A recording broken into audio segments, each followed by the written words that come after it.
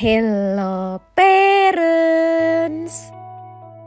Gizi buruk atau disebut juga dengan malnutrisi merupakan kondisi di mana anak tidak menerima nutrisi yang cukup untuk membantu tumbuh kembangnya. Kondisi ini dapat berdampak pada kesehatan dan juga pertumbuhannya.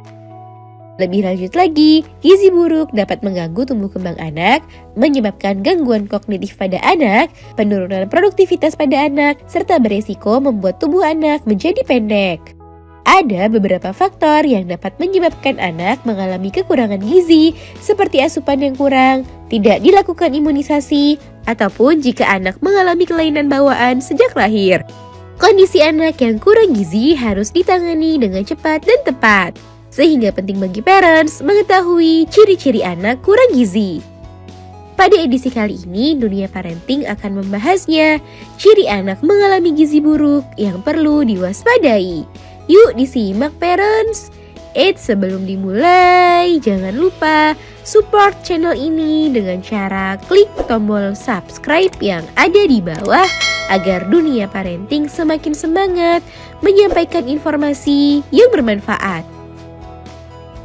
Nyalakan juga tombol loncengnya ya, agar tidak ketinggalan pembahasan-pembahasan seputar pengasuhan selanjutnya. Tanda anak mengalami gizi buruk.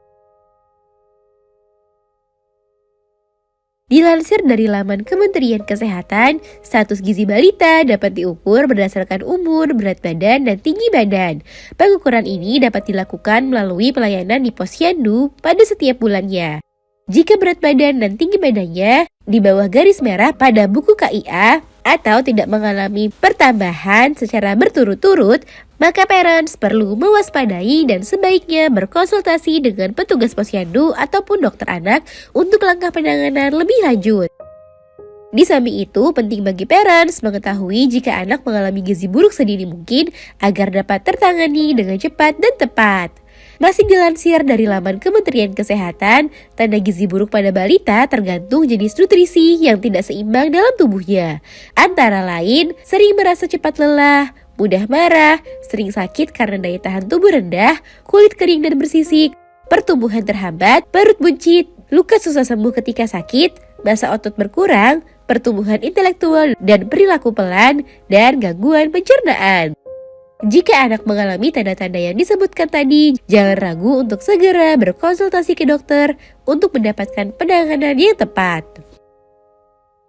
Penyebab bayi mengalami gizi buruk. Ada beberapa faktor yang dapat menjadi penyebab bayi mengalami gizi buruk. Di antaranya adalah kurangnya asupan makanan yang dapat memicu kekurangan nutrien yang penting pada anak yang dapat membuat anak mengalami gizi buruk.